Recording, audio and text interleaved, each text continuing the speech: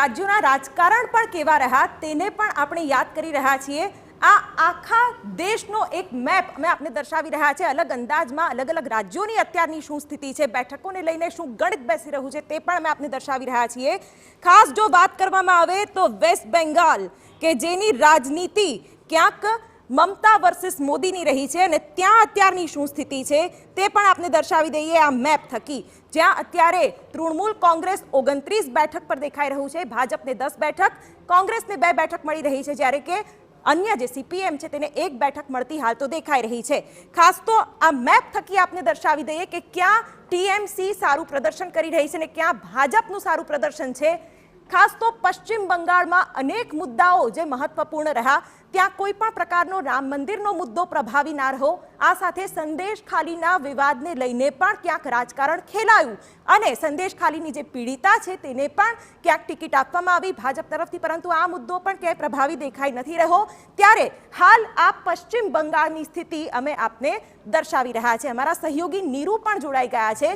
નીરુ, ખાસ તો પશ્ચિમ બંગાળની વાત કરવામાં આવે તો આ જે આખું રાજકારણ છે એ મોદી વર્સિસ મમતાનું રહ્યું છે। અલગ અલગ મુદ્દાઓ ચર્ચામાં આવ્યા, આ સાથે સંદેશ ખાલીનો વિવાદ રહ્યો અને એવા રાજકીય દાવપેચો થયા, નિવેદનો સામે આવ્યા, પરંતુ અત્યારનો સિનારીઓ એ કહી રહ્યો છે કે ટીએમસીનું પ્રદર્શન સારું। જી બિલકુલ શિવાની, આપણે જોઈએ અત્યારે સૌપ્રથમ વોટ શેરની વાત કરીએ તો ટીએમસીનો 46% છે અને ભાજપનો 36% વોટ શેર રહ્યો છે। અને તમામ જે મુદ્દાઓ છે એમાં સૌથી પ્રોમિનન્ટ મુદ્દો છે નો ડાઉટ સંદેશ ખાલીનો રહ્યો છે। બસીરહાટ સીટ પર જો આપણે નજર કરીએ તો નજીવી માર્જિનથી અત્યારે 991 માર્જિન અત્યારે એનાથી ટીએમસીના કેન્ડિડેટ ત્યાંથી આગળ ચાલી રહ્યા છે।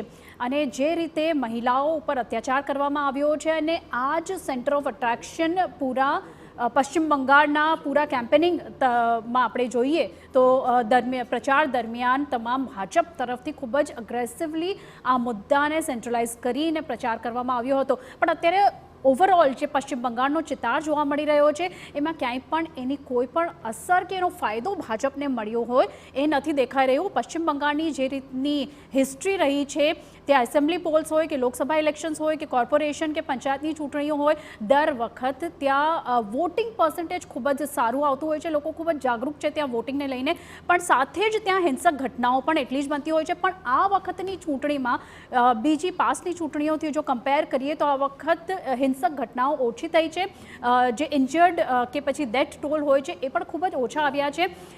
કમ્પેરેટિવલી શાંતિપૂર્ણ મતદાન રહ્યું છે। વોટિંગ પર્સન્ટેજ ઓવરઓલ ઇન્ડિયાની તમામ બાકી બધી સીટ સાથે કમ્પેર કરીએ તો સારું રહ્યું છે। અહીં મને એવું લાગી રહ્યું છે કે મુસ્લિમ વોટર્સ જે છે તે એક નિર્ણાયક ભૂમિકામાં નજરે પડે એવું લાગી રહ્યું છે। આપણે ખાસ તો તમે જે મેપ દેખાડી રહ્યા છો એમાં જો તમે પશ્ચિમ બંગાળનો મેપ અહીં જો આપણે નજર કરીએ તો નોર્થ બેંગોલમાં અલીપુરદ્વારની સીટ છે, દાર્જિલિંગની સીટ છે, જલપાઈગુડી છે અને સાથે જ માલદા ઉત્તર, આ તમામ નોર્થ બેલ્ટમાં જ માત્ર ભાજપ દેખાઈ રહી છે।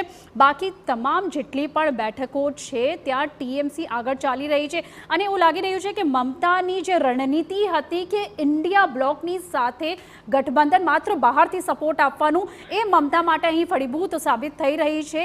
એકલા હાથે અહીં તે ચૂંટણી લડ્યા છે એનો ફાયદો અહીં ચોક્કસપણે મમતાને દેખાઈ રહ્યો છે। પણ હું આપને એક સૌથી મહત્વપૂર્ણ વાત કહી દઉં અહીં શિવાની, નરેન્દ્ર મોદીએ ખૂબ જ તે આશાન્વિત હતા અને એમને કહ્યું હતું કે જેટલા પણ તમામ રાજ્યો છે એમાં સૌથી સારું પ્રદર્શન પશ્ચિમ બંગાળમાં ભાજપ કરવાની છે। આ વખત 42 બેઠકો છે પૂરી અહીંયા, અને જે રીતે અત્યારે નરેન્દ્ર મોદી આશાન્વિત હતા કે અહીં ખૂબ સારું પ્રદર્શન ભાજપનું દેખાશે, એનું બિલકુલ ઓપોઝિટ અત્યારે રિઝલ્ટ આપણને જોવા મળી રહ્યું છે। અને ખાસ કરીને એક્ઝિટ પોલ્સમાં TV9એ જે રીતના આંકડાઓ બતાવ્યા હતા ક્યાંક એવા જ આંકડાઓ અહીં જોવા મળી રહ્યા છે, એટલે કે ભાજપને અહીં એક મોટો ઝટકો લાગી રહ્યો છે અને આનો અસર ક્યાંક ને ક્યાંક ઓવરઓલ સીટ પર દેખાશે। બિલકુલ નીરુ, ખાસ તો જે એવી બેઠકો છે કે જ્યાં સીધું એવા એક વ્યક્તિ સાથે, એક રાજકીય વ્યક્તિ સાથે સીધો એક મુકાબલો હોય છે।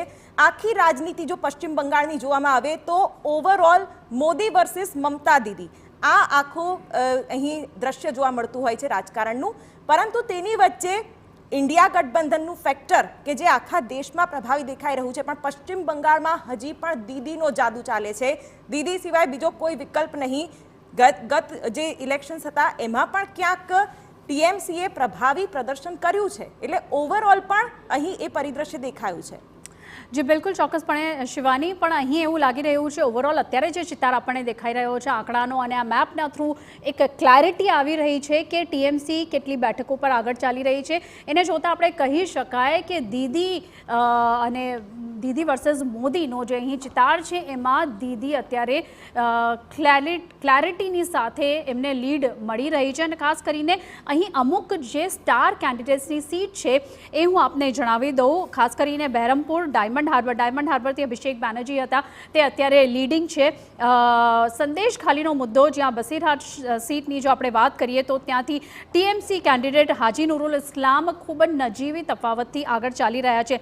અને સાથે જો આપણે જણાવીએ તો હુગલીની જે સીટ છે, લોકેટ ચેટર્જી જે ભાજપની ફાયર બ્રાન્ડ નેતા ગણવામાં આવે છે તે અને રચના બેનર્જીની સાથે એમનું કોન્ટેસ્ટ હતું.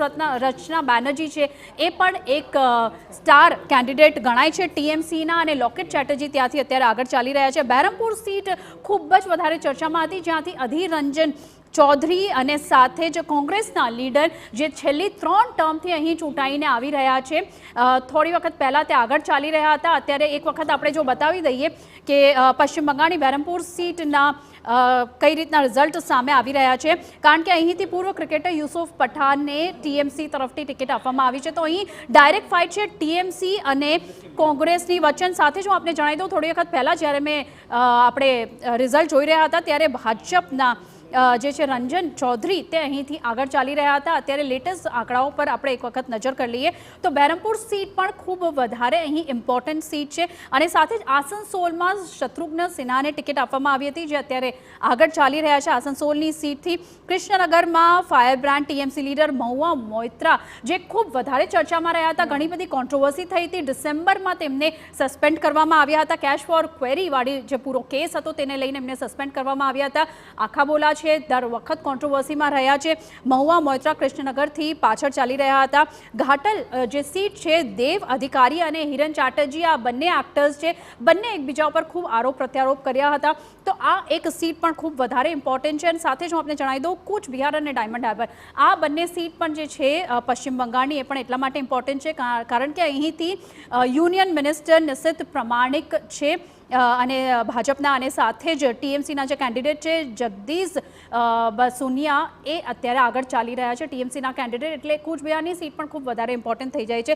ડાયમંડ હાર્બરમાં અભિષેક બેનર્જી ટીએમસીના અને સાથે જ અભિજીત દાસ જે ભાજપના છે તેમના વચ્ચે ખરાખરીનો જંગ અહીં જોવા મળી રહ્યો છે, જેમાં અભિષેક બેનર્જી અત્યારે આગળ ચાલી રહ્યા છે. તો તમામ જે કોન્ટ્રોવર્સીઝ છે, તમામ જે મુદ્દાઓ છે અને ટીએમસીની જે રીતની રણનીતિ રહી છે, એ તમામ રણનીતિ જોતા, સ્ટ્રેટેજીસ જોતા એ લાગી રહ્યું છે કે પશ્ચિમ બંગાળની જે પૂરી બાજી છે તે ટીએમસીના હાથમાં જઈ રહી છે અને ભાજપને અહીં એક મોટું નુકસાન થતું જોવા મળી રહ્યું છે. બિલકુલ. તો